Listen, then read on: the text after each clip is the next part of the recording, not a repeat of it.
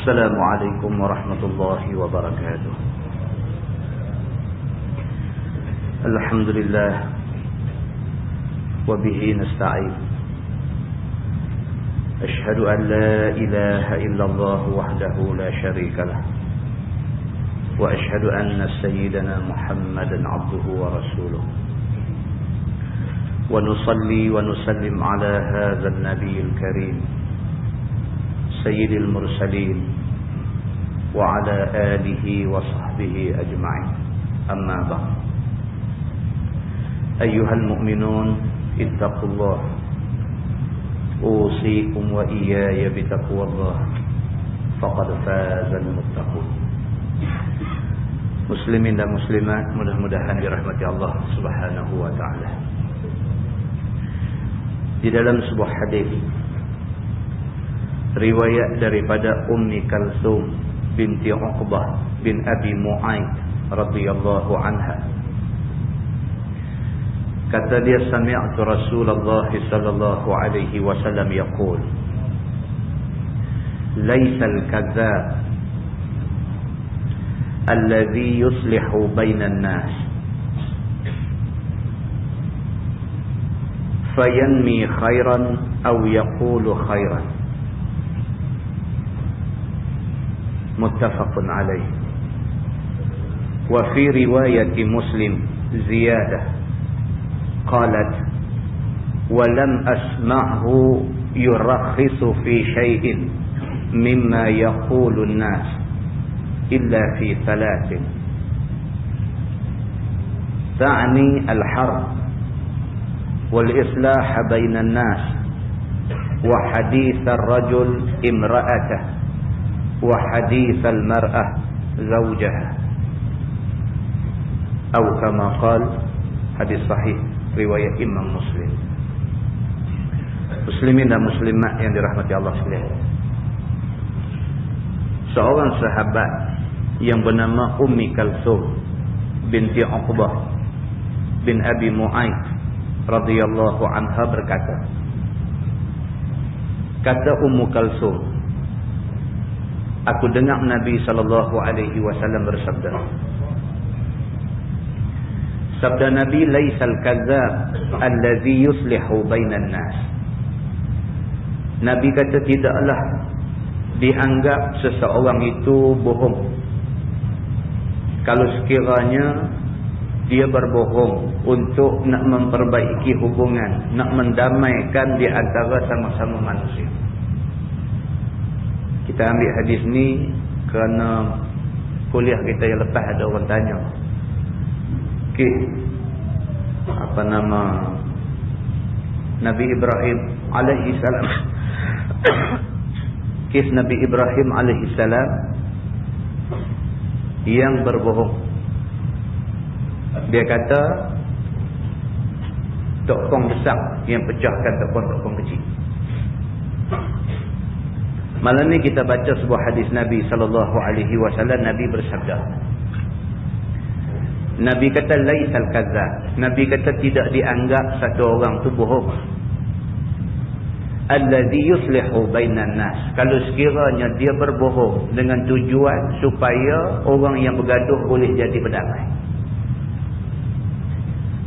Fayanmi khairan aw yaqulu khairan, dia bertujuan nak menyuburkan kebaikan, nak suburkan kebaikan. Wa yaqulu khairan, dan dia bertujuan nak bercakap benda-benda yang mengandungi kebaikan. Kalau itu tujuan dia, tak dianggap dia bohong. Hadis itu muttafaqun alaih. Sepakat ulama mengatakan itu hadis sahih. Dan di dalam satu hadis riwayat Imam Muslim ada tambah sikit lagi. Kata Ummu Kalsum, walam asma'hu yurakhisu fi syai'in mimma yaqulu an-nas. Ummu Kalsum kata, aku tidak pernah dengar Nabi kata seseorang itu dibenarkan berbohong di dalam cakap-cakap dia kepada sesama manusia, illa fi salatin, melainkan dalam 3 keadaan. Nabi tak pernah bagi kebenaran kita berbohong Nabi tak pernah kata boleh cakap bohong. Begitu maksud dia. Kecuali dalam 3 keadaan. Dalam 3 keadaan ini boleh cakap bohong. Yang pertama dia kata ta'nil harb, bohong ketika jadi perang. Contoh, jadi perang kita orang Islam lawan dengan musuh Islam. Kita sebarkan satu cerita supaya cerita tu sampai dekat musuh noh. Bilangan kita ni cuma 5,000. Kita sebarkan cerita kata kita ni ada 50,000 orang. Kita ada 5,000 saja, tapi kita sebarkan cerita dengan tujuan cerita tu sampai dekat musuh bahawa orang Islam ada 50,000 orang. Bohonglah. 5,000 sebenarnya kita tahu kata 5,000, tapi kita sebarkan cerita kata kita ada 50,000. Nabi SAW kata al-harbu khidam. Nabi kata peperangan itu penuh dengan trik dan tipu muslihat. Itu dibenarkan. Kita sebarkan cerita tu dengan tujuan supaya musuh takut dengan kita, orang Islam. Ataupun kita sebarkan cerita kata kita nak serang musuh esok. Cerita tu sampai dah dekat musuh kata Islam nak serang mereka esok, tiba-tiba kita serang malam ni. Bohong. Tapi tujuan kita sebar cerita bohong itu tujuan baik, supaya musuh dalam keadaan tak bersedia. Mereka duk cadang nak terima terangan esok, tiba-tiba kita serang malam ni. Mudah-mudahan kerana tak bersedia tu memberi lebih peratus kepada kita untuk menang. Maka dalam kes yang macam ni Nabi SAW kata boleh bohong. Yang kedua, wal islah bainan nas. Kita boleh berbohong dalam keadaan kita nak memperbaiki, dalam keadaan kita nak mendamaikan sesama manusia. Macam yang kita sebut dalam kuliah lepas. Ada 2 orang bermusuh, bergaduh, berkelahi, duk lawan fitnah hang aku dan sebagainya. Kita jadi orang ketiga. Kita nak pergi tolong selesailah pergaduhan depa ni. Kita jumpa kawan hak mula ni, kita kata awak lah yang hang duk marah ke dia. Dia sendiri tak pernah kata apa kan. Hang pun kawan aku, dia pun kawan aku. Aku tiap-tiap kali jumpa dia, dia tak pernah kata tak elok kan. Tapi hang duk kata kat dia macam-macam. Pasal apa hang duk buat macam ni? Hang pergi duk kata dekat satu orang yang tak kata apa kan. Kita pergi kata lebih dulu. Walhal sebenarnya kawan tu pun kata sama berat macam kawan ni aja. Tapi kita bertujuan supaya tak bergaduh sama-sama orang Islam ni. Kita sebagai pihak ketiga, kita pergi bohong macam tu. Kita pergi pula ke kawan tu, kata macam tu juga. Kata apalah hang ni duk marah dia tak habis-habis. Hang tu kemarin aku sekerat hari duk bersembang dengan dia. Dia tak kata pun benda yang tak elok kan. Mudah-mudahan dengan bohong kita tu, dua-dua mereka ni jadi baik. Nabi kata macam ni punya bohong dibenarkan oleh agama.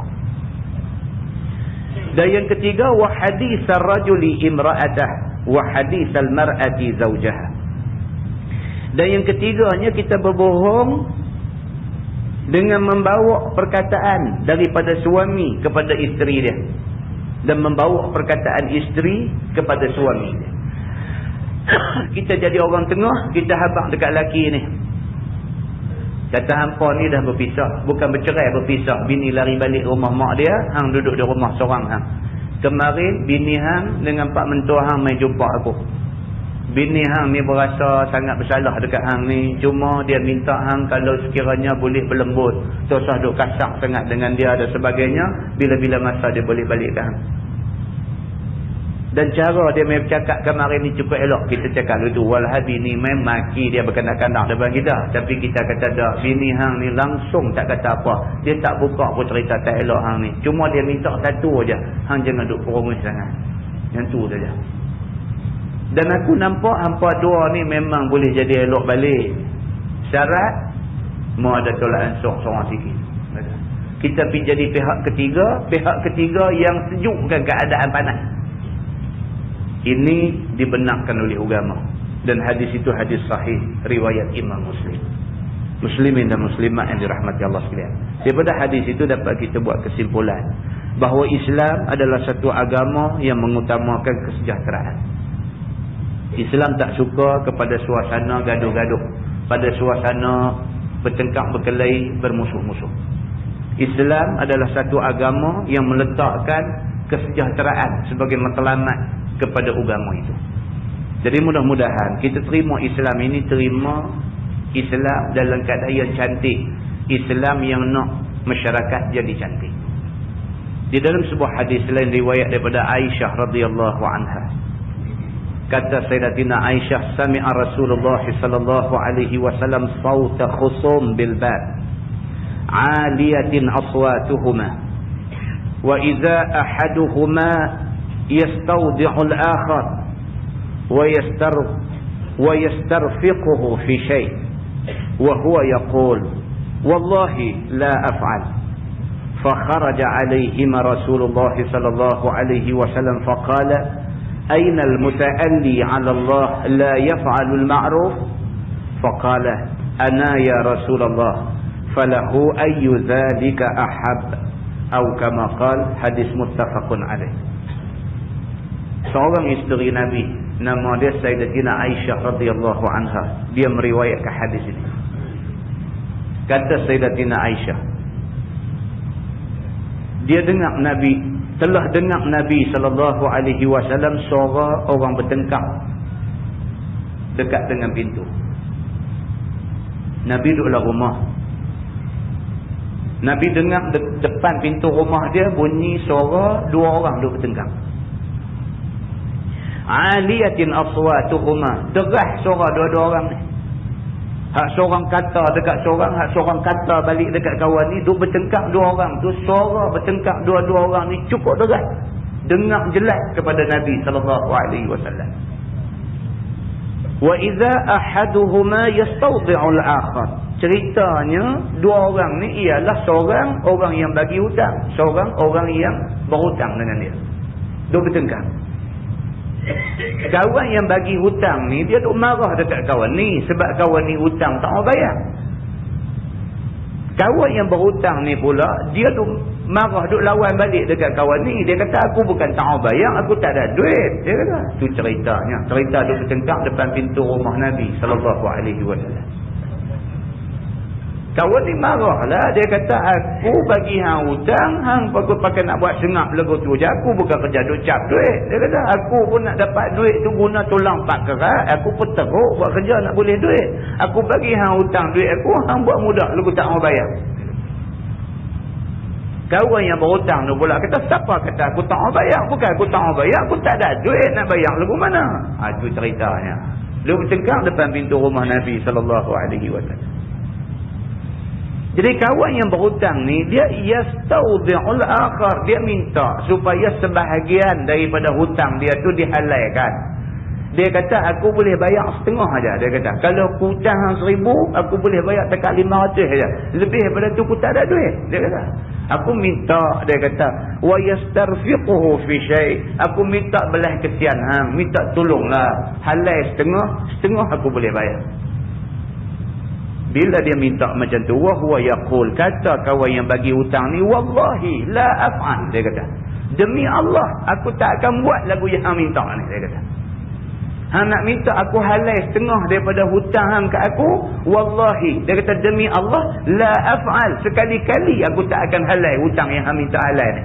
Dia kata fakharaja alaihima Rasulullah sallallahu alaihi wasallam. Nabi pun bila dah dengar, Nabi tahu dah apa maksud, apa dia cerita ni yang duk bertengkar ni. Nabi faham. Nabi faham dah bertengkar ni punca pasal hutang. Hak seorang bagi hutang, hak seorang berhutang tak boleh nak bayar semua, minta halal setengah nak bayar setengah. Nabi faham cerita tu. Fakharaja Rasulullah sallallahu alaihi wasallam. Nabi keluar pergi. Nabi keluar pergi dekat mereka dua orang ni, faqalah, Nabi kata ainal muta'alli 'ala Allah la yaf'alul ma'ruf. Nabi kata siapa dia saat ni yang aku dengar dia bersumpah dengan nama Allah, wallahi dia bersumpah kata dia tak buat benda baik, menghalalkan hutang orang ni benda baik. Siapa dia saat ni yang bersumpah dengan nama Allah kata dia sekali-kali tak akan halal hutang orang? Siapa dia yang sumpah dengan nama Allah tak buat baik ni? Siapa dia? Nabi tanya. Faqalah, jawab kawan ni, ana ya Rasulullah. Dia kata saya lah tak saat ni yang kata wallahi la af'al tadi ni, yang kata demi Allah aku sekali-kali tak akan halal hutang hang dekat aku ni. Sayalah yang kata falahu ayyu dzalika ahad. Dia kata kalau macam tu ya Rasulullah, kalau dengan kerana aku kata tu jadi salah ke aku, maka apa sajalah yang kau ni nak aku bagilah. Saya kata kalau dia nak minta halal semua aku bagi, kalau dia nak minta halal setengah pun aku bagi. Dia kata apa pun jadi belaka hari ni. Dia kata ni sahabat ni. Hadis itu hadis sahih muttafaqun alaih. Muslimin dan muslimat yang dirahmati Allah sekalian, daripada hadis itu dapat kita faham. Yang pertama apa dia? Islam tak mau jadi gaduh-gaduh. Islam tak mau. Kerana hutang, kerana satu dua benda, kerana benda-benda yang sikit-sikit ni nak jadi bergaduh sampai putus silaturahim, Islam tak mau. Jadi Islam menekankan tentang hidup secara harmoni dan sejahtera di dalam masyarakat, lebih-lebih lagi sama-sama orang Islam. Itu satu. Yang kedua, hadis ni juga nak beritahu dekat kita tentang sahabat Nabi. Sekali nasihat Nabi cukup untuk melemahkan mereka. Sekali aja Nabi cuma keluar tanya aja, mana dia, siapa dia ni, ainal muta'alli 'ala Allah, mana dia orang yang bersumpah dengan nama Allah yang dia tak buat baik, mana dia? Nabi tanya banyak tu, sahabat faham dah kata Nabi marah. Sahabat faham dah lagu dia cakap tadi ni Nabi marah. Terus dia potong bang, dia kata ya Rasulullah, saya lah yang kata macam tu, lah ni macam ni lah. Dia kata apa juga yang kau tu nak minta pada saya hari ni, saya turut semua. Kalau dia nak minta halal semua pun saya halal. Kalau dia nak minta halal setengah, nak bayar setengah pun saya terima. Lagu mana dia kata saya turutlah. Aku minta satu aja, Allah dan Rasul jangan marah aku. Itu dia tuan-tuan. Yang kata sahabat Nabi orang Islam ni, ayat Quran dengan hadis Nabi menyebabkan mereka lemah segala-gala. Mereka sekali-kali tidak lawan ayat Quran dan tidak lawan hadis Nabi SAW. Mudah-mudahan kita ambil iktibar daripada dua hadis yang kita baca tadi insya-Allah. Kita menggunakan tafsir Nurul Ihsan jilid 4. Nurul Ihsan jilid 4. Muka surat 24. Muka surat 24. Kita masih lagi berada pada tafsir surah Fussilat. Surah Fussilat ayat 26. Muka surat 24 bawah sekali. Ayat 26. Firman Allah Subhanahu wa taala, A'udzu billahi minasyaitonir rajim. Wa qala allazina kafaru.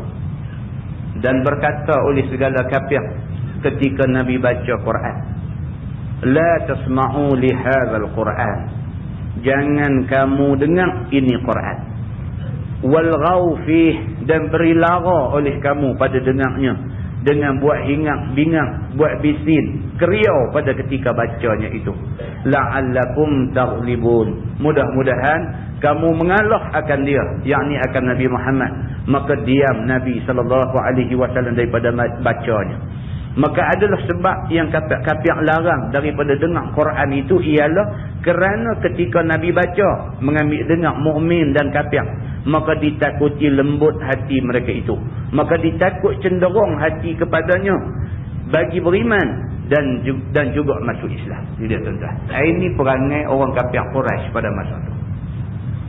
Depa ni, orang kafir Quraisy ni, kalau boleh depa tak mau orang dengar langsung Nabi Muhammad ni. Pasal apa? Pasal Nabi SAW dia baca Quran. Quran ni tuan-tuan, dia sesuai dengan fitrah kita. Quran ni, ayat Quran ni kalau kita baca, kalau kita faham, memang Quran ni dia cucuk dengan kita ni. Quran suruh kita hidup aman damai. Quran tak bagi kita berkelahi. Mana ada manusia suka berkelahi? Manusia kalau dia waras fikiran, dia tak suka berkelahi. Berkelahi ni tidur malam tak boleh. Kita berkelahi dengan orang sebelah rumah kita, boleh tidur? Tak boleh tidur. Kita tengok muka dia pun kita tak suka. Kalau sekiranya kita dengan dia ada permusuhan, jadi tak aman hidup kita. Quran tak bagi orang curi duit orang lain. Siapa suka duit dia kena curi? Tak ada satu manusia yang sihat fikiran suka duit yang dia susah payah cari orang main curi senang-senang. Quran tak bagi orang curi duit orang. Bahkan Quran kata kalau curi, sabit kesalahan kerak tangan. Maknanya Quran ni cucuk dengan kehendak manusia ni. Orang yang duk lawan Quran ni orang tak faham. Manusia ni kalau dia faham Quran, dia sekali-kali tidak akan lawan Quran. Jadi Quran ni kalau manusia tu dengar dengan ikhlas, dengar dengan tujuan nak ambil faham, manusia ni dia akan ikut Quran. Ikut Quran maknanya ikut Nabi Muhammad sallallahu alaihi wasallam. Yang ni yang orang kafir Quraisy tak mau. Jadi orang kafir Quraisy ni daripada awal dah dia tak bagi orang pergi dengar. Pasal apa? Kalau pergi dengar, sekali lagi nanti ikut Nabi Muhammad. Daripada awal dia tak bagi orang pergi dengar. Ini kerja orang kafir. Maka Allah sebut dalam ayat ni, qala allazina kafaru, maka berkata orang-orang kafir ni, la tasma'u li hadzal Quran. Depa kata jangan duk dengar Quran tak Muhammad baca ni. Tak usah dengar. Dengar hangpa boleh terikut, hangpa boleh terpengaruh. Walghau fihi, bukan setakat jangan dengar. Kalau boleh kita tak usah pergi dengar, kita buat hingat pula bagi orang lain pun tak boleh dengar. Oh, berlaku di setengah tempat. Mereka tak berkenan dekat satu guru hadut mengajar agama ni, mereka pergi duduk peterai motor di luar masjid, luar surau ni.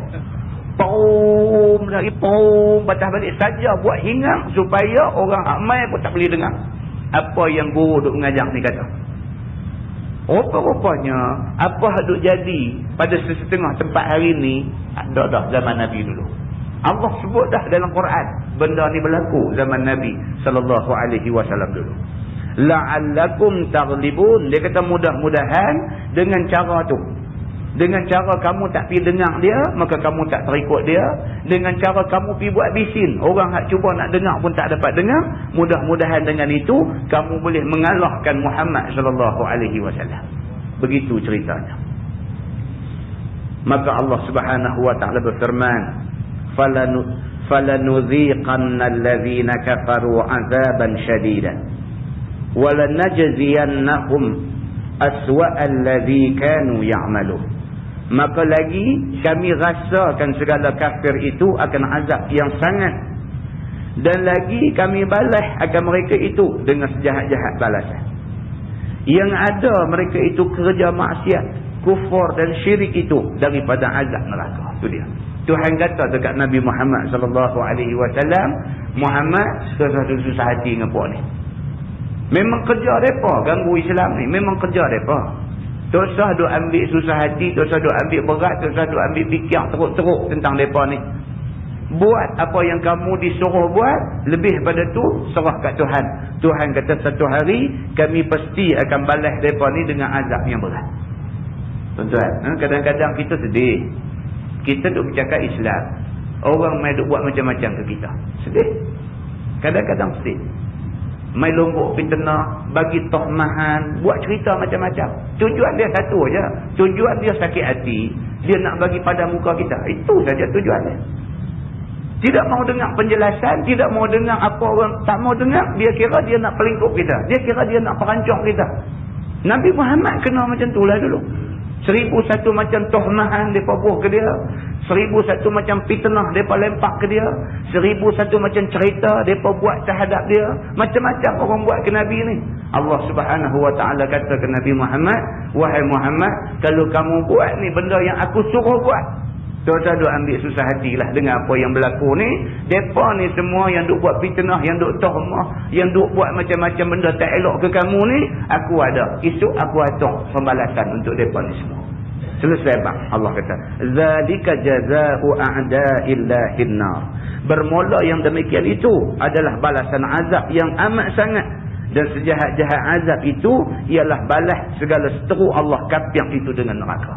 Tuhan kata, aku dah sediakan balasan dekat orang yang duk kacau Islam ni. Aku dah sedia dah balasan untuk mereka. Tidak ada lain melainkan balasan neraka untuk mereka ni. Muslimin dan muslimat yang dirahmati Allah sekalian. Firman Allah, lahum fiha darul khuld jazaa'an bima kanu biayatina yajhadun. Bagi mereka itu, yakni bagi kafir-kafir pada dalam neraka itu, kampung yang kekal mereka selama-lama. Balasan mereka dengan barang yang ada mereka dengan segala ayat Quran kami adalah engkar mereka itu. Mereka kata itu syair dan itu sihir. Tuhan kata, mereka ni semua esok aku akan letak mereka di neraka. Neraka itu ialah darul khuldi, iaitu tempat yang mereka kekal di dalam dia. Khuldi maksudnya kekal. Contoh ni hala rengkung kita ni, orang kata buah khuldi. Ni buah khuldi. Kerana nak ambil sempena kepada cerita Nabi Adam alaihi salam diperdayakan oleh iblis. Iblis mai pujuk Hawa, isteri Nabi Adam ni. Iblis kata, tu kamu tengok pokok tu. Pokok tu nama dia pokok khuldi. Maksud pokok khuldi ni ialah pokok kekal. Maksud dia siapa makan buah pokok tu dia kekal dalam syurga. Tu asal khuldi. Tuhan saja nak test hampa semua. Tuhan kata wala taqraba hadhihi syajarah. Jangan dekat dengan pokok ni. Tuhan nak test hampa saja. Sebenarnya kalau hampa pergi dekat, hampa ambil buah tu makan, hampa akan kekal. Dengan kerana makan buah khuldi tu, dengan kerana tu hampa kekal dalam syurga ni. Hang suka tak suka duduk dalam syurga ni? Dia tanya. Hawa bila dengar ni, sukalah. Tempat nikmat syurga. Dia kata kalau suka, tak usah buang masa, pergi makanlah. Hawa pun pergi jumpa Adam. Dia kata, abang, dia kata tadi jumpa satu tu, dia beritahu lah. Dia kata sebenarnya ada rahsia.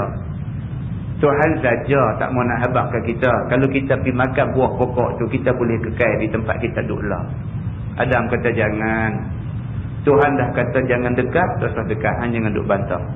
Dia kata tadi kawan main abang tu pun nampak muka macam orang baik, macam orang betul.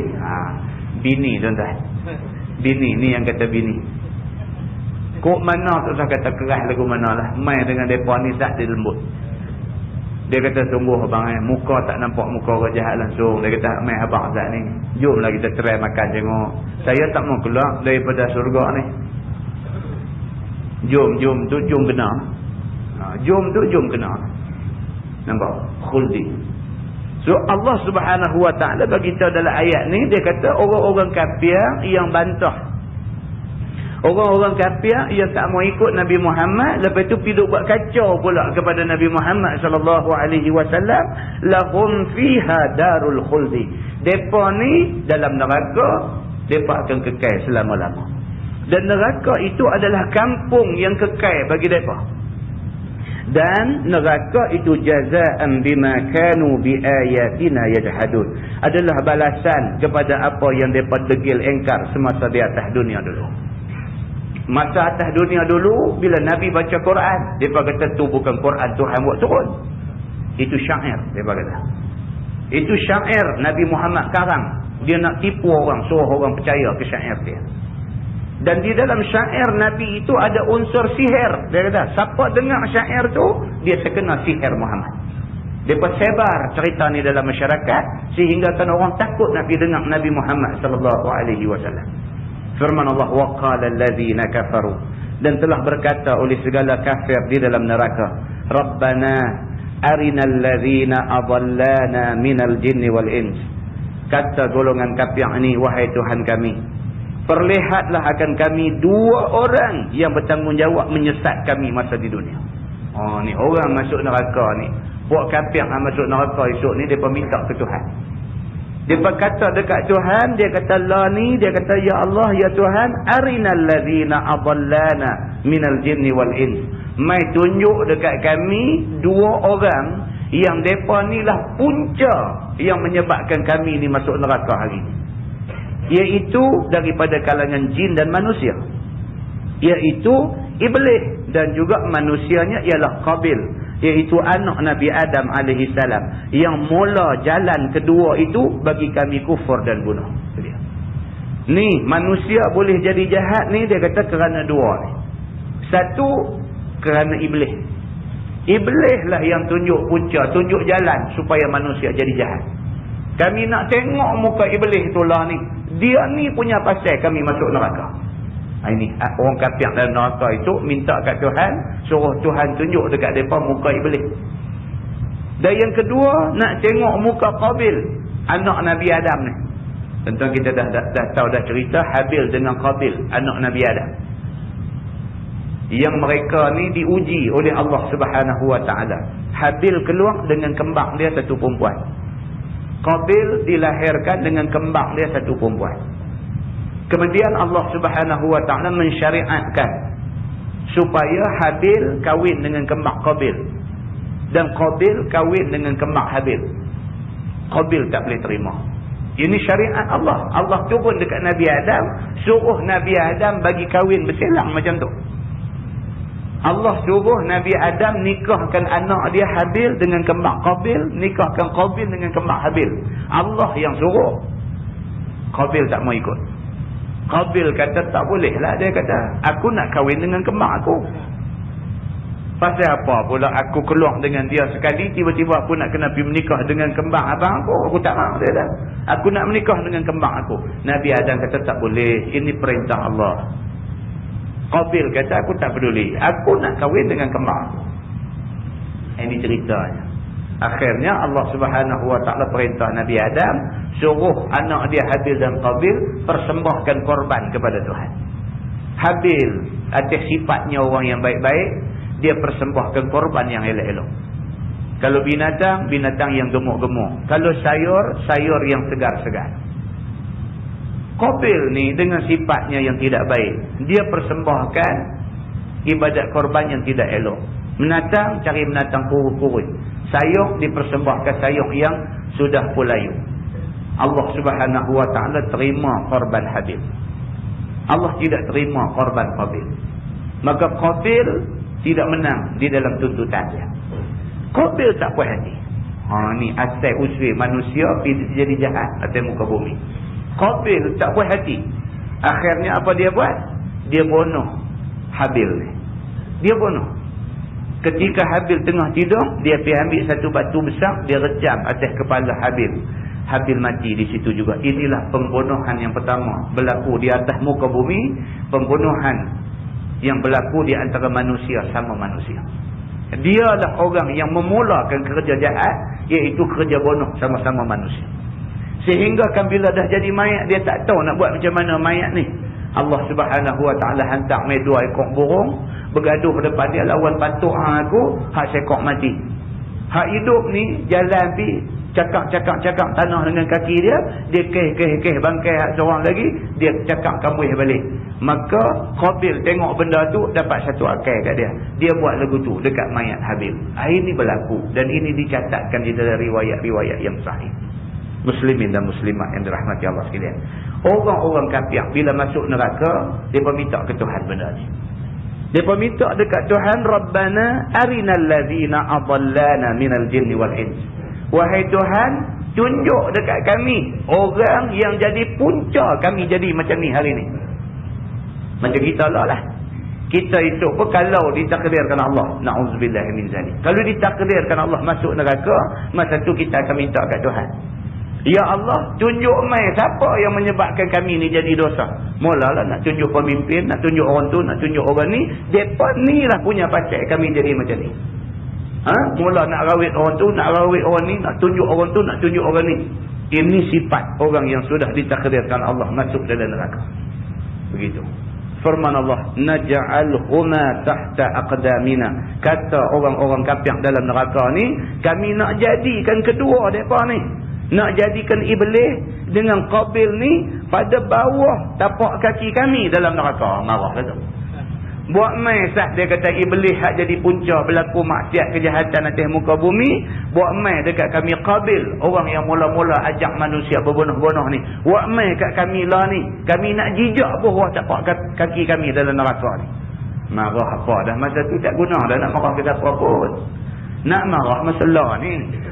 Masalah ni kalau kita nak marah, kalau ada orang duk anjur benda jahat depan kita, marahlah. Jangan tunggu pergi neraka esok marah. Marah tak ada apa dah masa tu. Masalah kita kena tunjuk kita tak suka benda-benda tak elok. Firman Allah Subhanahu Wa Taala, liyakuna minal asfalin, supaya jadi kedua itu, yakni Iblis dengan Qabil itu, daripada jumlah segala orang yang duduk neraka yang di bawah, yakni yang berlebih sangat azab daripada kami. Kerana ia kedua, yakni Iblis dan Qabil itu guru yang mengajak kami jadi kufur dan berbunuh-bunuh. Inilah hal segala kafir yang dalam neraka. Dan adapun hal orang yang istiqamah atas tauhid Allah, firman Allah, innal ladina qalu rabbuna Allah summa istaqamu tatanazzalu alaihimul malaikah. Bahawasanya segala orang mukmin yang kata mereka itu Rabbuna Allah, yakni Tuhan kami Allah, kemudian tetap mereka itu atas tauhid Allah dan taat dia, turun atas mereka itu oleh malaikat ketika mati. Yakni segala orang mukmin yang mengaku dengan ketuhanan Allah dan ikrar dengan keesaan Allah bahawa tiada Tuhan yang disembah melainkan Allah, manakala dia nak mati, turun malaikat menyukakan dia. Itu dia. Tadi dia cerita orang kafir, orang yang atas dunia bantah Tuhan. Bila bantah Tuhan, masuk neraka esok, nak tuduh orang tua orang ni sebagai punca dia jadi macam tu. Yang akhirnya tuduhan-tuduhan dia tu langsung tidak membawa manfaat pada dia. Sebaliknya dia terus didera dan diseksa kekal di dalam neraka. Tuan-tuan, di akhirat itu kita nak kata siapa salah pun Tuhan tak dengar dah. Pasal apa? Pasal macam kita hidup atas dunia ni, Tuhan bagi cukup dah ke kita.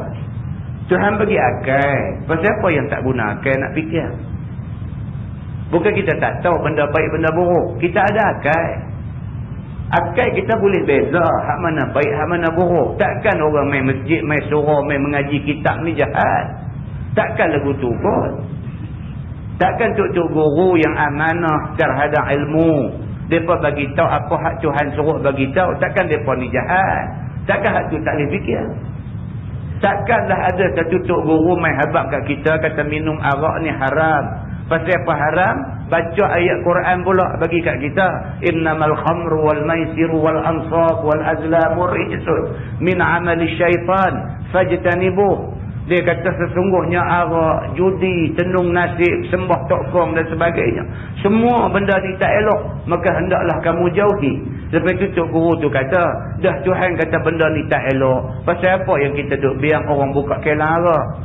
Kalau dah Tuhan kata benda ni tak elok, pasal apa kita bagi lesen orang buka tempat judi? Kalau tok guru main habaq lagu tu, takkan tok guru jahat. Akal ada, takkan tak boleh fikir. Marah ke tok guru ni, marah kat tok guru ni, kata macam-macam, sumpah seranah dia. Apa kesudahan kita? Takkan otak Tuhan bagi ke kita untuk kita fikir, kita tak boleh fikir. Esok di sana itu nak salah korang. Kerana dia ni lah saya masuk neraka. Tuhan tak dengar dah alasan tu. Pasal apa? Pasal atas dunia dulu Tuhan dah bagi akal suruh hang fikir. Pasal apa? Hang tak fikir. Bila hang tak guna akal hak Tuhan bagi suruh fikir, hang nak salah orang lain, Tuhan tak boleh terima alasan macam tu. Selesai Tuhan marah orang yang tidak boleh guna akal untuk fikir baik buruk satu-satu benda. Tuhan cerita pula tentang orang yang baik-baik. Orang yang baik-baik ni orang yang macam mana? Dia kata orang yang istiqamah. Orang yang istiqamah maksudnya orang yang tetap pendirian atas agama. Orang yang Quran kata apa? Sami'na wa ata'na. Kami dengar, kami taat. Orang yang istiqamah ialah orang yang Nabi kata apa? Sami'na wa ata'na. Kami dengar, kami taat. Orang yang macam ni, Allah Subhanahu wa ta'ala kata, di hari akhirat esok, Allah hantar dekat dia malaikat untuk menyukakan hati dia. Maksudnya ialah mula daripada dia nak mati tu, Allah dah hantar malaikat mai bawa berita baik dekat dia. Banyak kali sangat dah kita sebut benda ni. Hadis Nabi, hadis yang sahih cerita dekat kita. Orang yang nak mati ni, malaikat turun mai sebelah dia pakai pakaian serba putih.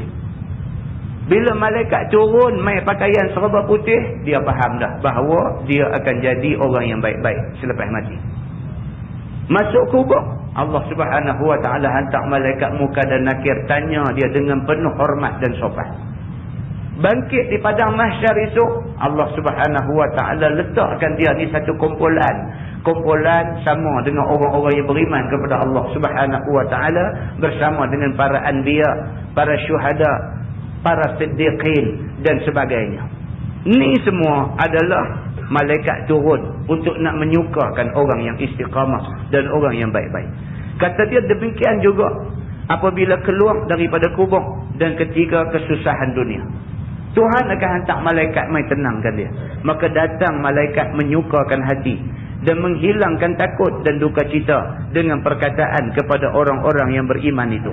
Malaikat kata, alla takhafu wa la tahzanu wa abshiru bil jannati allati kuntum tu'adun. Kata malaikat, janganlah kamu takut wahai orang yang beriman dengan mati dan yang akan berlaku kemudian daripada mati. Malaikat mai cakap dah. Ni waktu kita dekat nak mati ni, kalau malaikat turun mai habaq lagu ni, kita dah tahu dah. Kata kita ni alhamdulillah dah digolongkan oleh Allah dalam golongan orang yang baik-baik. Tuan-tuan, ni benda ni hak kita duk baca ni, kita jumpa. Kita akan jumpa saudara-saudara kita, ahli keluarga kita, kawan-kawan kita yang dah mati mendahului kita, dia pernah jumpa benda ni. Semua jumpa dah.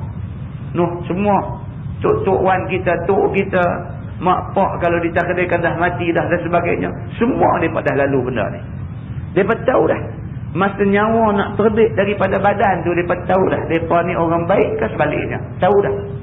Malaikat turun dalam keadaan nak menyukakan hati dia ni. Dia nak mati tu hati dia rasa tenang dan gembira.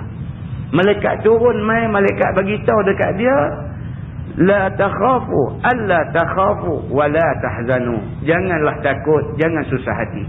Wa abshiru bil jannah. Dekat nak mati tu malaikat kata bergembiralah dengan janji syurga. Allati kuntum tu'adun. Kerana benda ni dijanjikan Tuhan pada kamu. Maka turun malaikat kata kepada orang yang mukmin daripada mati yang kemudiannya. Sebelum daripada dia mati dan apa yang dia nak jumpa lepas mati. Dalam kubur, Tuhan malaikat kata kat dia, "Sudah takutlah. Kamu akan dapat kemudahan dalam kubur nanti." Di padang mahsyar, tentang mizan, neraca yang akan timbang amal baik amal jahat manusia. Sirat yang kata tajam, lebih tajam daripada mata pedang. Syurga dan neraka dan sebagainya, semua ni akan menjadi janji baik kepada kamu semua. Dan janganlah kamu duka cita atas anak, yakni keluarga yang kamu tinggal. Kami ganti kamu pelihara mereka itu. Tu dia. Malaikat mereka kata begitu. Tak usah duk risaulah. Hang nak mati, mati.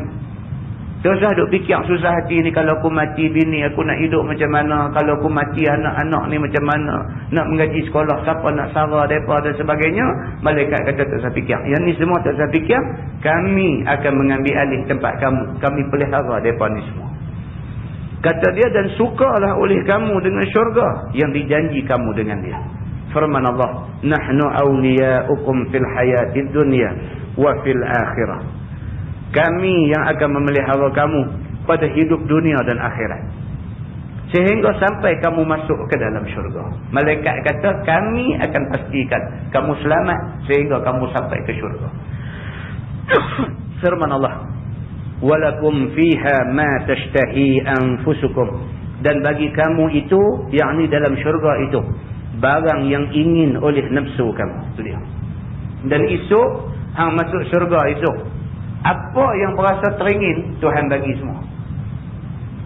Teringat aja nak apa, Allah Subhanahu Wa Taala akan bagi semua kepada kamu. Tak ada sebut di mulut, hati terdetik aja teringat kata nak apa, dapat selalu. Ini janji yang Allah Subhanahu Wa Taala janji kepada orang-orang yang beriman yang mati esok. Walakum fiha ma tad'un. Dan bagi kamu pada dalam syurga itu barang yang kamu minta. Teringat aja Tuhan bagi, minta Tuhan bagi. Nuzulan min ghafurir rahim. Menjadi rumah tempat jamuan. Maksudnya sebagai hidangan daripada sisi Allah. Tuhan yang amat mengampuni, lagi amat rahim ke atas segala hamba. Syurga itu sekalian yang dikehendak ada maujud di dalamnya. Sehingga itulah persukaan, yakni berita gembira malaikat kepada orang mukmin ketika hendak mati dan ketika bangkit dari kubur. Itu dia. Tuan-tuan, ni hak kita duk buat baiklah ni. Tuhan nak balas kat kita sampai macam ni. Kita tuan-tuan, kalau kita pernah tolong orang, satu hari orang hak tolong kita tu dia teringat kita pernah tolong dia. Ditakdirkan ke depan esok ni kita susah, dia tentu tolong kita. Saya ada kawan seorang mengaji dekat Darjah 6 aja. Kawan seorang mengaji dekat Darjah 6 aja. Mak pak ni bercerai-berai, rumah tangga punah musnah. Dia jadi anak terbiar. Darjah 6 dah jadi anak terbiar. Kemudian dia diambil belah oleh satu orang yang buka kedai makan. Orang ni ambil belah dia. Belah dia, jaga dia elok-elok, bagi makan minum pakaian dekat dia, bagi duit poket lagi dekat dia dan sebagainya. Dia kerja di kedai makan kawan ni, kawan saya ni kerja di kedai makan kawan ni, kerja sampailah umur dia meningkat kepada 18 tahun. Daripada umur 12 sampai umur 18, 6 tahun dia kerja dengan kawan tu. Bila dah mai umur 18, dia cuba nak hidup berdikari, nak hidup sendiri. Mula start menjaga kecil-kecil, start menjaga ikan, menjaga barang-barang laut ni, pergi ambil jadi perai, bawa hantar kedai makan sana, hantar kedai makan sini dan sebagainya. Allah Subhanahu Wa Taala turut serta dengan usaha gigih dia, kerana dia bela mak dia. Baru darjah 6, rumah tangga mak dia musnah.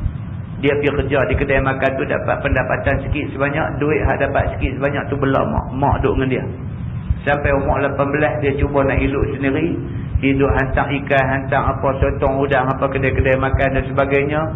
Akhirnya hidup dia makin senang, makin senang, makin senang, berkat jaga mak ni. Hidup makin senang, makin senang, makin senang. Hari ni kaya raya.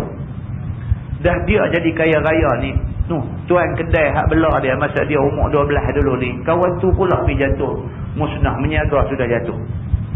Hidup melarat susah, pergi terlibat pula dengan hutang duit alung ni.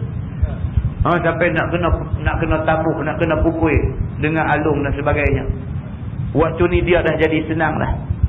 Dia tolong kawan ni, lepas kawan ni daripada hutang dengan alung ni 250,000. Dia ambil duit dia pergi lepas kawan ni.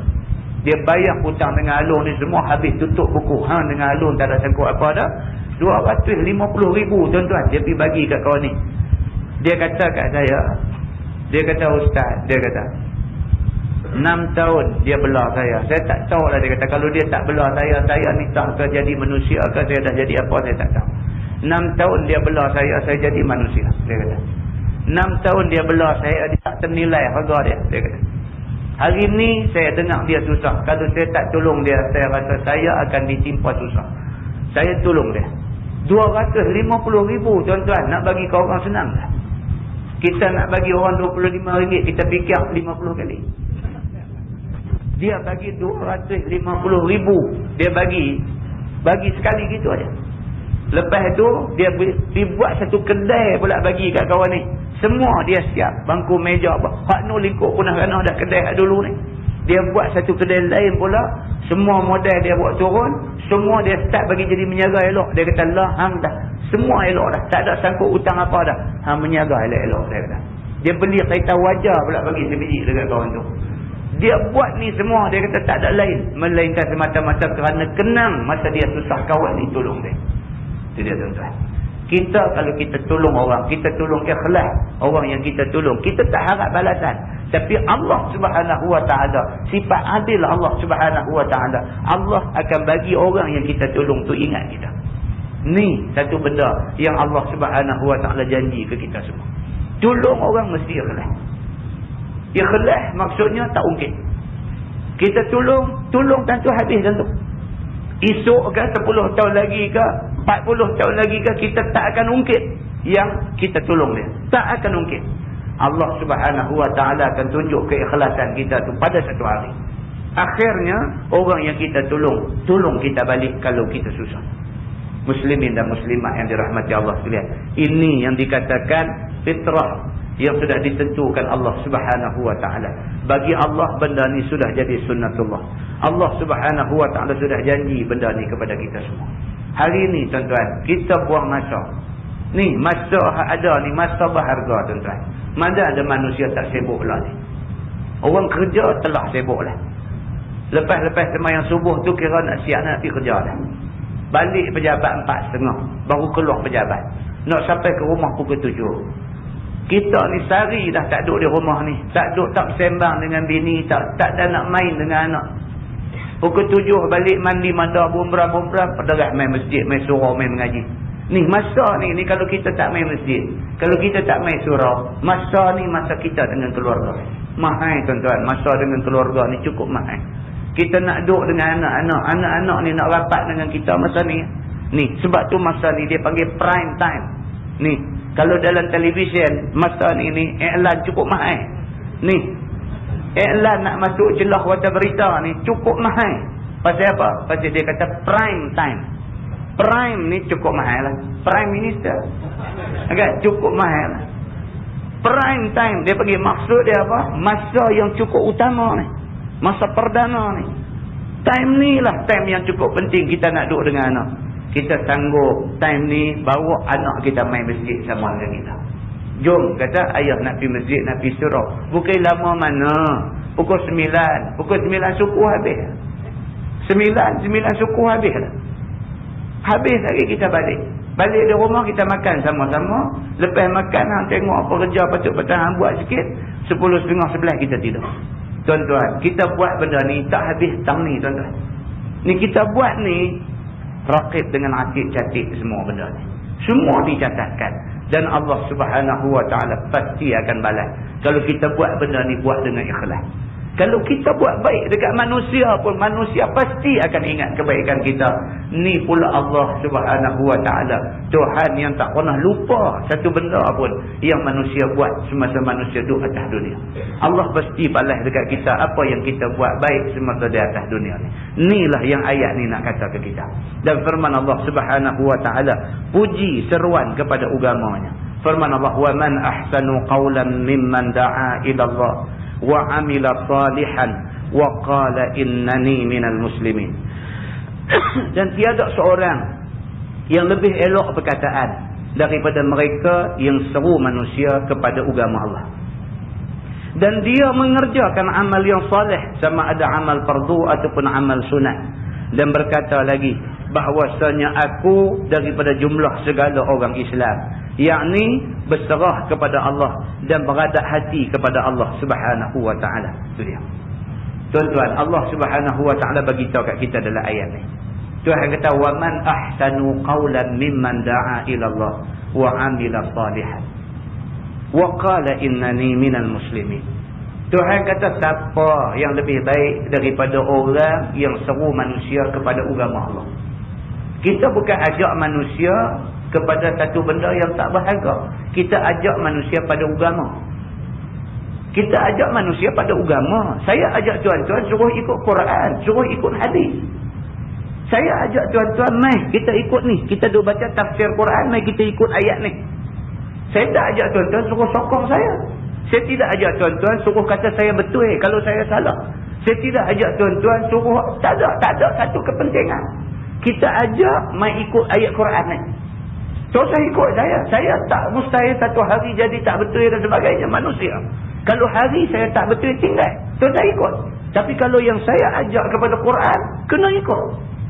Ini yang Allah Subhanahu Wa Taala kata, wa man ahsanu qawlan mimman da'a ila Allah.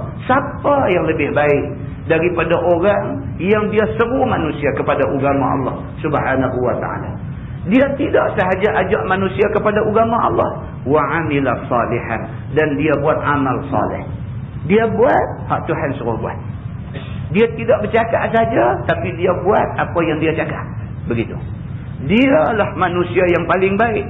Wa qala innani minal muslimin, dan dia kata pula aku orang Islam. Dia kata aku orang Islam. Dia kata aku tidak ada kepentingan lain yang aku buat atas kepentingan Islam. Islam agama aku dan Islam agama kita semua. Kata dia, maka orang yang menyeru kepada Allah ada 4 martabat. Dia kata orang yang duk seru manusia kepada Allah ni ada 4 kategori, 4 golongan. Pertama, dia kata anbiya, yakni para nabi-nabi, dengan mukjizat dan dengan pedang. Dia golongan pertama yang duk menyeru manusia kepada agama Allah ialah golongan anbiya, nabi-nabi. Nabi-nabi ini dia seru manusia kepada Allah. Dia seru dengan bantuan mukjizat yang Allah bagi ke mereka. Mukjizat, apa maksud mukjizat?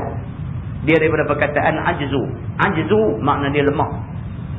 Ajuz makna dia orang-orang yang lemah. Mukjizat maksudnya benda yang bila Tuhan bagi ke Nabi, musuh lemah tak boleh lawan. Itu makna mukjizat. Benda yang melemahkan musuh daripada lawan Nabi. Tuan-tuan tengok apa yang berlaku kepada Nabi Allah Musa alaihi salam. Dia ditakdirkan hidup zaman Fir'aun.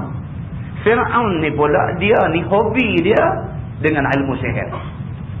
Mana ada di kalangan rakyat dia yang pandai sihir, semua dia ambil belah. Dia buat rumah elok-elok, suruh duduk. Hampa duduk di rumah ni, aku bagi duit, aku bagi makan, aku bagi kesenangan, aku bagi privilege. Macam-macam dekat hampa semua. Hampa, kerja hampa mendalami ilmu sihir. Fir'aun sangat suka kepada orang-orang yang pandai sihir. Nabi Musa ditakdirkan jadi Nabi zaman dia.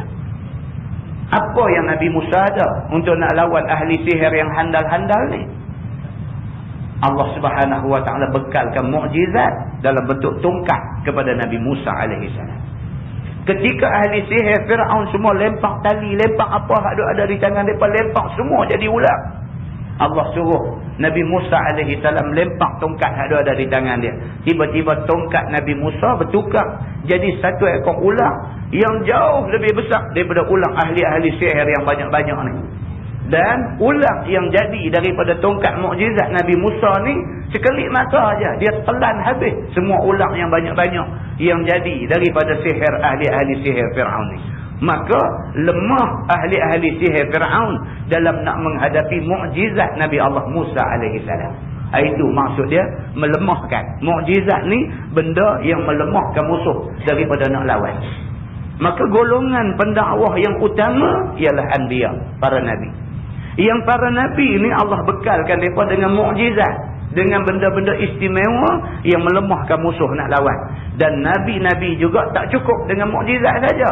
Nabi-nabi juga nak menang mesti dengan pedang. Maka Nabi Muhammad SAW sendiri terlibat di dalam hampir 30 kali perang pada zaman Nabi SAW hidup. Nabi perang hampir 30 kali. Itu dia. Bukan senang Islam nak main ke kita hari ni. Nabi SAW tu perang hampir 30 kali. Nak bawa Islam main ke kita lah. Golongan kedua, dia kata golongan ulama. Ini orang yang berdakwah pada jalan Allah. Golongan ulama. Boleh ke duk kata ke orang al-ulama warasatul anbiya ni bukan hadis sahih? Merepek. Jadi kata merepek, tak erti tak cakap. Yang tu lagi baiklah. Al-ulama warasatul anbiya kata bukan hadis sahih pula. Ulama ni golongan kedua yang melakukan kerja dakwah pada jalan Allah. Kita benci kepada ulama tu pun dah salah. Kita pergi kata pula hadis Nabi, hadis sahih sebagai tidak sahih. Ini apalah punya penyakit kita nak cari. Maka malam ni dia beritahu kat kita, golongan kedua yang duk buat kerja dakwah ni ialah golongan ulama. Golongan ulama berdakwah dengan dalil dan burhan. Dia kata, ulama tak ada mukjizat. Ulama Allah cuma bekalkan kepada mereka ni ilmu. Dengan ilmu yang ada dekat ulama ni, ulama bila bercakap dia akan kemukakan dalil-dalil Quran dan hadis. Ulama kalau dia nak habaq kata arak ni haram, dia baca ayat Quran. Nak cerita kata arak ni haram. Ulama kalau dia nak kata orang yang terlibat dengan arak ni semua berdosa, dia baca hadis Nabi. Daripada orang yang mula-mula pergi perah anggur nak buat arak tu dah haram, sampailah kepada orang jual, orang beli, pelayan, sampai gad hak duk jaga kelang arak, semua sekali terlibat di dalam dosa kerana arak. Ulama tidak karang benda ni, tapi ulama bercakap benda ni berdasarkan dalil hadis daripada Nabi SAW. Maka ulama berdakwah dengan menggunakan dalil dan burhan. Burhan maksud dia keterangan. Semua ni keterangan daripada Allah Subhanahu wa taala. Golongan ketiga yang berdakwah dia kata ialah mujahidin, iaitu orang-orang yang perang sabilillah. Perang mereka ini akan kafir bagi masuk Islam, yakni dengan menggunakan pedang. Golongan ketiga yang berdakwah ialah mujahidin. Tuan-tuan, bukan senang tuan-tuan. Orang Palestin kerana nak pertahan tanah tumpah darah mereka, mati hari-hari tuan-tuan. Saya duk accept dalam internet tengok, ya Allah, tak tahulah tuan-tuan, kalau malam ni saya buat main gambar-gambar tu, tuan-tuan tengok gambar tu menceritakan segala-galanya. Gambar tu menceritakan segala-galanya. Tak payah terang dah, cakap sampai parau suara. Sampai parau suara, ada orang tak faham. Kalau buat main gambar tunjuk, tuan-tuan tengok tu sendiri faham. Gambar yang duk keluar dalam internet ni cerita kekejaman Yahudi Israel terhadap orang Islam Palestin. Gambar kekejaman militan Hindu di India terhadap orang Islam di India. Tuan-tuan tengok. Gambar duk main dalam, oh ya Allah, kita tengok kesian. Macam mana nu tragedi yang berlaku di Gujarat lah ni. Kita tak dapat liputan sepenuhnya. Tapi gambar-gambar masuk dalam internet. Itulah tuan-tuan, apabila dunia tidak sejahtera, dunia tidak aman, itulah jadinya. Islam dah buktikan bahawa Islam boleh hidup dengan orang bukan Islam dalam satu masyarakat tanpa jadi bergaduh. Nabi SAW memerintah Madinah. Di Madinah ni Yahudi Israel ni dulu. Yahudi sahaja pecah 3 puak zaman Nabi tu. Bani Quraidah, Bani Qainuqa dan Bani Nadir. Tiga-tiga ni adalah kumpulan Yahudi yang ekstrim, yang tidak mudah tunduk kepada Islam. Tapi Nabi SAW memerintah dengan berpandukan wahyu Allah Subhanahu Wa Taala, ketiga-tiga puak Yahudi tunduk kepada pimpinan Nabi Muhammad SAW. Dunia ni kalau sekiranya guna apa yang Allah suruh guna dalam Quran, undang-undang yang Allah suruh pakai dalam Quran, kalau kita guna tuan-tuan, tak jadi pergaduhan yang macam ni. Di Gujarat, budak kecil, dia tunjuk dalam internet, budak kecil umur 3 tahun, dia gantung di pokok. Dia gantung, budak Islam umur 3 tahun, dia gantung dengan tali gantung di pokok. Lepas tu dia jadikan budak ni sasaran tembak. Dia gantung budak 3 tahun, tuan-tuan, 3 tahun. Tuan-tuan balik tengok anak, tengok cucu umur 3 tahun. Patutkah budak besar tu dibuat macam tu? Kerana permusuhan agama jadi macam tu. Gantung tengkuk budak umur 3 tahun di pokok, tembak. Tembak, tembak, tembak. Budak ni duk menderita. Kena tembak kaki, kena tembak tangan, tak mati lagi. Dalam duk menderita tu, dia pergi cucuh hidup-hidup. Gambar keluar dalam internet. Gambar budak ni dah separuh rentung dalam keadaan tali terjerat di tengkuk. Tuan-tuan tengok gambar macam ni, tuan-tuan minta bantuan daripada Allah Subhanahu Wa Taala banyak-banyak. Ni benda hadut jadi dalam dunia lah ni. Palestin cara Palestin, Gujarat cara Gujarat, hadut jadi di Mindanao cara Mindanao, rata dunia. Cuma malangnya hadut jadi mangsa orang Islam, hadut jadi mangsa orang Islam. Allah Subhanahu Wa Taala Tuhan yang lebih mengetahui bilakah penderitaan yang menimpa orang Islam ini akan berakhir. Muslimin dan muslimat yang dirahmati Allah sekalian, apabila ditakdirkan negeri orang Islam dah jadi macam tu, orang Islam bangkit berjuang nak mempertahankan tanah tumpah darah sendiri, perjuangan mereka itu dipanggil perang Sabil, dan mereka ini tergolong dalam golongan ketiga sebagai pendakwah pada jalan Allah Subhanahu Wa Taala. Golongan keempat dia kata adalah seruan muazzin. Muazzin, tukang bang ni adalah pendakwah yang keempat, dia kata. Yakni orang yang bang pada sembahyang.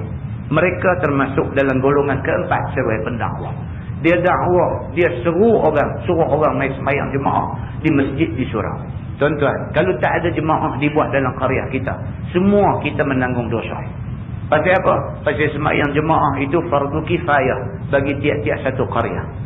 Kalau taman krian di satu qaryah, kerana ada satu surau, tak ada orang mai sembahyang jemaah di sini, semua orang taman krian tanggung dosa. Demikian juga nisbah kepada daerah Parit Buntang, kalau tak ada orang sembahyang jemaah di daerah Parit Buntang, maka semua orang Parit Buntang menanggung dosa. Demikianlah halnya dengan tempat-tempat lain. Maka orang yang bang panggil orang mai sembahyang, dia pendakwah kategori yang keempat, mengikut yang ditentukan oleh Allah Subhanahu Wa Taala.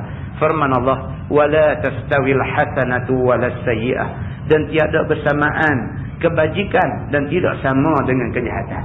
Tuhan kata mana boleh kita nak kata jahat dengan baik sama? Tak boleh. Tak boleh. Kita tak boleh kata Allah agama ni semua sama. Tak boleh kata macam tu. Kita tak boleh kata agama apa pun semua suruh orang buat baik. Tak boleh kata lagu tu.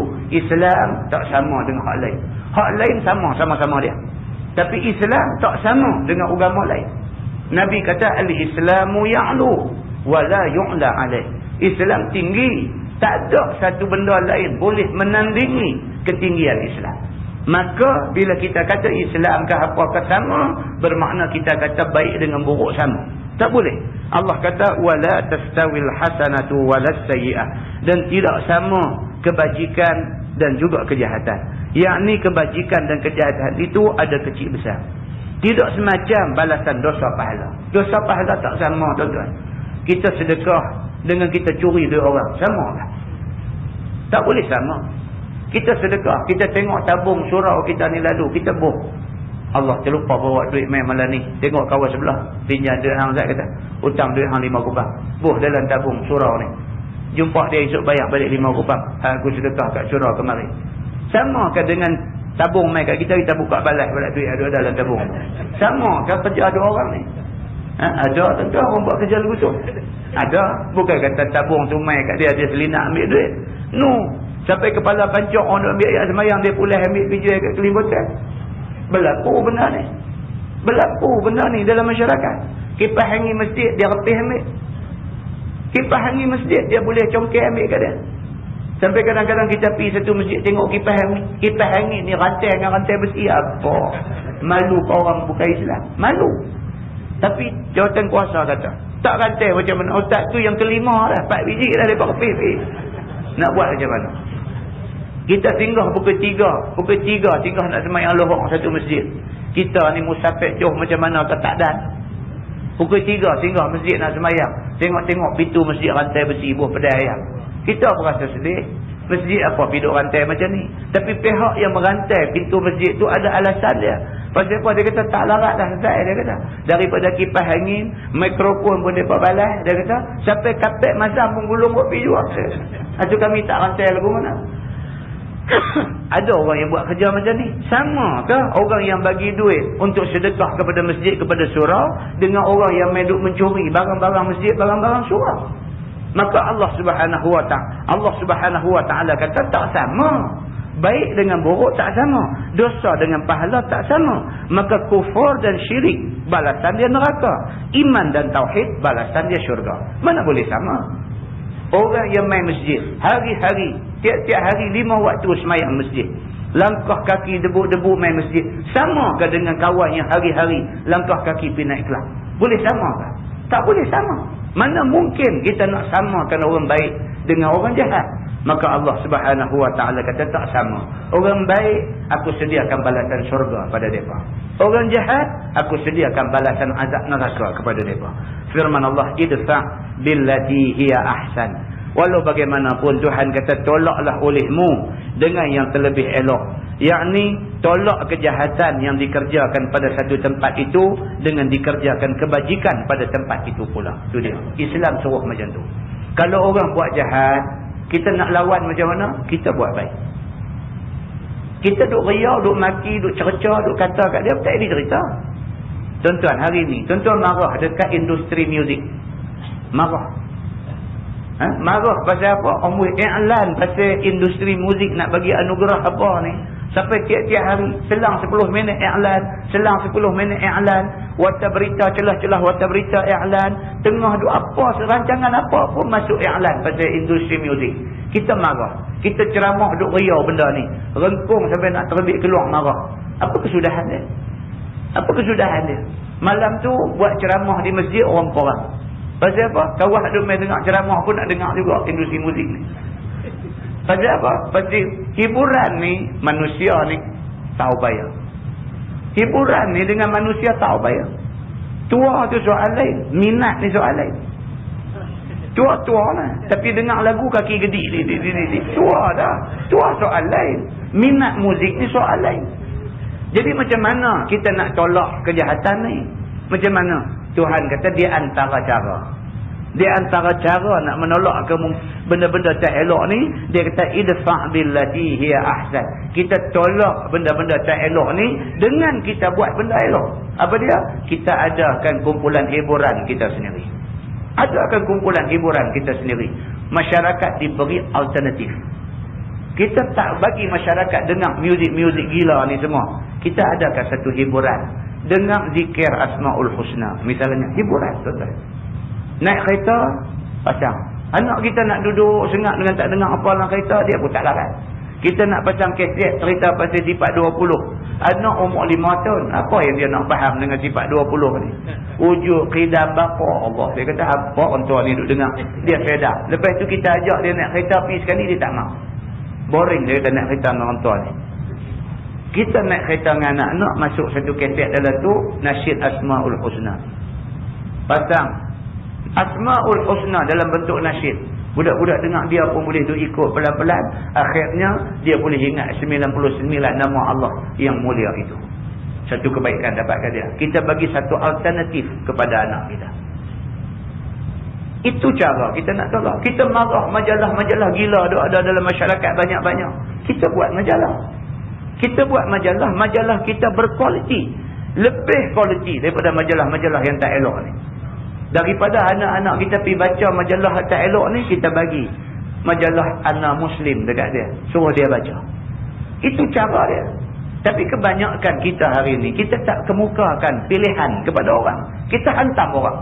Hak ni tak betul, hak ni tak betul. Orang tanya kita, hak betul apa? Hak betul tak ada.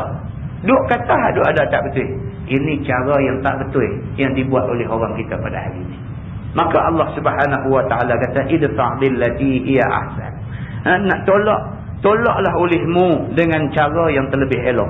Yakni tolak kejahatan yang dikerjakan pada satu tempat dengan buat kebajikan pada tempat itu pula. Demikianlah tolak huduh dengan yang elok, buang yang keroh, ambil yang jernih. Kata itu cara agama. Islam mau kita buat macam tu. Firman Allah, fa idzal ladzi bainaka wa bainahu adawah ka'annahu waliyyun hamim. Dan ketika itu mereka yang ada antara engkau dan antaranya seteru, jadilah seolah-olah kekasih yang hampir. Yakni manakala dibalas pada orang yang buat jahat pada kamu itu dengan buat baik pada dia, dan balas bakhil dengan memberi, dan huduh dibalas dengan elok, marah dibalas dengan sabar, umpat dibalas dengan puji, jahat dibalas dengan ampun, nescaya bertukarlah seteru jadi kekasih yang hampir. Dia kata tu dia tuan-tuan. Orang maki kita, bukan kita tak tahu. Tentu orang kata kat kita, kita tak tahu ke tuan-tuan? Kita tahu. Cuma kita nak jawab balik ke tak ke? Itu aja. Orang duk kata kat kita, dia ni mai di sini kata kat kita, kau ni mai sini kata kat kita. Semua orang duk kata kat kita, kita tahu. Siapa kata, dia kata apa, bila dia kata, tang mana dia kata kat kita. Dia kata tu betul ke tak betul pun kita tahu. Soalnya kita yang kena kata ni, kita nak jawab balik ke tak lah. Kalau kita jawab balik, kita tak akan boleh jawab sekadar pertahan diri. Kita akan serang dia balik. Kita pun bukan tak tahu keburukan dia. Dia yang duk kata kat kita, kita bukan tak tahu keburukan dia. Banyak juga orang main duk habaq cerita buruk dia. Tapi adakah kita nak balas balik dia kata kat kita dengan membongkar keburukan dia? Akhirnya apa jadi pada orang Islam? Tuan-tuan main dengar tuan-tuan kata, pira ustaz ni pun sama. Ustaz ni mai kata kat ustaz ni mai kata balik kat dia. Siapa ni pun sama. Apa kesudahan dia tuan-tuan? Jadi cara dia satu pihak mengalah lah. Kita tahu apa dia kata kat kita, tapi kita tak ada masa nak jawab balik apa yang dia kata kat kita. Pasal apa? Pasal kita nak mempertahankan maruah kita dan maruah dia. Kalau kita kata balik, maruah dia pun cedera, kita pun maruah jatuh. Orang yang duk dengar kata apa, dia duk habaq ke orang, kata tu saduk kata ke orang. Dia duk baca hadis cerita tentang Sayyidina Abu Bakar kena maki dengan satu orang ketika Abu Bakar duduk sebelah Nabi. Maki punya maki, Abu Bakar diam tak jawab apa.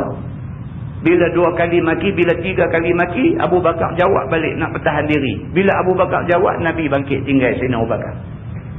Kemudian Sayyidina Abu Bakar pergi tanya Nabi, ya Rasulullah, pasal apa tadi bila aku mula kena maki, aku sengak kamu tunggu senyum aja. Aku kena maki lagi sekali, aku sengak kamu tunggu sebelah aku, kamu senyum aja. Aku kena maki 3 kali, bila aku jawab kamu nampak muka macam tak seronok, kamu pergi ke lain. Pasal apa? Nabi kata kat dia, masa kamu kena maki dengan orang ni tadi, aku nampak malaikat mai turun rahmat kepada kamu. Pasal kamu sabar atas makian orang dekat kamu.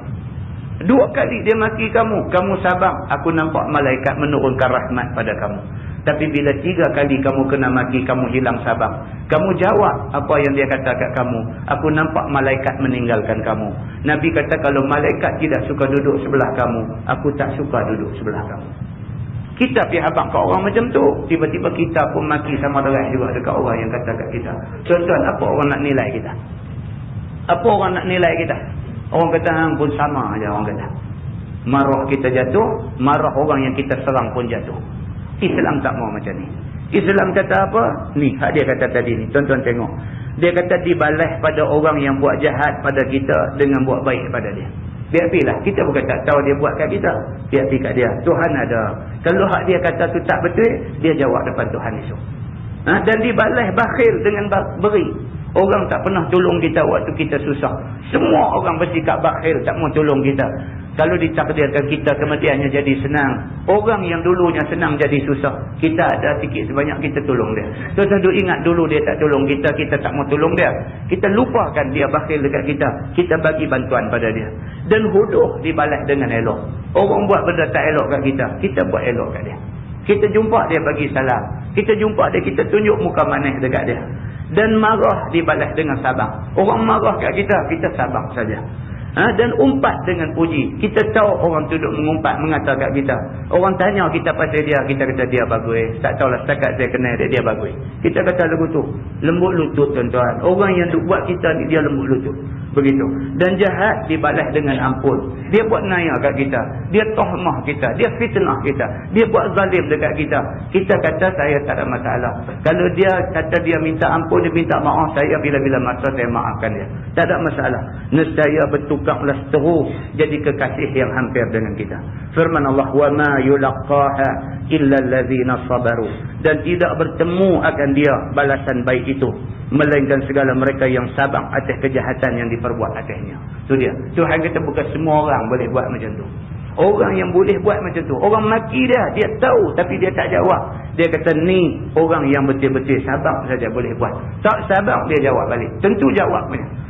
Firman Allah, wa ma yulaqaha illa dzu hazzin azim. Dan tidak bertemu akan dia, yakni balas baik itu, melainkan oleh seorang yang beruntung, yakni orang yang akan mendapat pahala besar. Tok nenek yang ikhlas hati, lihat segala perbuatan itu daripada Allah Subhanahu wa taala datang sekaliannya. Kita ni orang yang boleh sabar ni, dia kata sebenarnya orang yang beruntung besar. Tak semua orang tuan-tuan boleh sabar. Tak semua orang. Tak semua orang. Banyaknya telinga nipis. Oh, tak boleh. Orang main abang kata ni ustaz, saya nak abang kat ustaz. Hari tu ustaz tu main dia kata kat ustaz lah, daripada awal sampai habis kuliah dia serang ustaz. Kita siu kata telinga. Kebanyakan orang macam tu. Tak boleh. Mana boleh tahan dia? Senang ke dia nak hantar apa yang dia tahu? Dia tahu apa? Dia tahu ke cerita sebenar? Nak jawab. Wasak habis tuan-tuan. Nak kena sabar. Marah ni mana ada manusia tak reti marah. Nama kata manusia mesti reti marah. Cuma dia boleh kontrol ke tak boleh kontrol marah dia. Kita tak kuat tuan-tuan. Kita manusia lemah. Kita kena minta dekat Tuhan. Minta ya Allah bagi kekuatan dekat kita. Jangan sampai kita terpedaya dengan ujian yang Allah Subhanahu wa taala lempar mai ke kita. Firman Allah, wa imma yanzighannaka minasyaitani nazghun fasta'iz billah. Dan jika memaling akan dikau daripada syaitan oleh yang memaling. Maksudnya kalau syaitan cuba nak paling kita, maka minta berlindung olehmu dengan Allah Ta'ala. Minta berlindung dengan Tuhan. Kita nak sabar, syaitan main duk jolok kita. Kita takkan nak biar kot. Dia duk main begitu. Kan? Ni kita duk kata dah biar pilih tak apalah nak buat macam ni, dia duk main jolok ni. Takkan nak biar kot. Jadi kita kalau orang duk biar, dia kata orang kata betul apa dia kata. Ni duk jolok ni. Dia kata itu adalah bisikan syaitan. Kalau dia duk main macam tu, yakni manakala mewas-was akan dikau oleh syaitan dengan tinggal balas jahat orang itu dengan kebaikan. Dia duk main jolok. Dia kata tak boleh, hang tak boleh biar, hang kena jawab balik. Sedangkan kita dah pilih dah untuk sabar. Sabar tu kebaikan. Syaitan dia kata peduli apa dengan kebaikan. Hang nak bertahan diri. Dia duk main masuk macam tu dekat kita. Maka minta berlindung engkau dengan Allah daripada was-was syaitan itu. Jangan ikut, dia kata. Bila dia duk main macam tu, a'udzubillahi minasyaitanirrajim. Minta ya Allah, aku minta berlindung dengan Allah, Tuhan yang Maha Besar. Aku minta berlindung dengan Allah daripada syaitan yang direjam. Minta berlindung. Aku tak mau turut lagu syaitan punya duk cucuk ni. Firman Allah, innahu huwas samiul alim. Kerana bahawasanya Allah ialah Tuhan yang amat mendengar segala perkataan. Allah Tuhan yang amat melihat segala perbuatan. Tidak tersembunyi sesuatu daripadanya atas Allah Subhanahu wa taala. Dia kata Allah tahu. Kita istighfar, minta ampun pada Allah. Astagfirullahaladzim. Kata, saya tak maulah lu cari pasal benda-benda macam ni. Biar pergi lah. Biar pergi. Jawab, tidak ada satu faedah, tidak ada satu makna, tidak ada satu manfaat kita dapat. Biar pergi lah. A'udzubillahi minasyaitanirrajim. Minta berlindung dengan Allah daripada syaitan yang direjam. Muslimin dan muslimat yang dirahmati Allah sekalian. Lepas ni kita sambung ayat 37. Wa min ayatihi al-lail wan nahar wasyamsu wal qamar. Dan setengah daripada tanda alamat atas kesaan Allah dan kekuasaannya itu ialah Allah jadikan malam, siang, matahari, bulan, bintang dan sebagainya. Wallahu a'lam. Sampai kafarah dan surah Al-Asr. Astaghfirullah. Subhanakallah. Bismillah.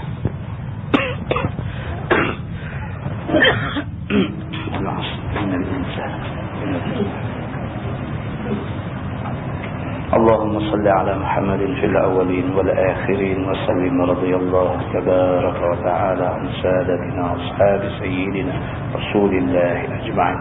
بسم الله الرحمن الرحيم. الحمد لله رب العالمين حمدا يوافي نعمه ويكافئ مزيده. يا ربنا لك الحمد كما ينبغي لجلال وجهك الكريم وعظيم سلطانك.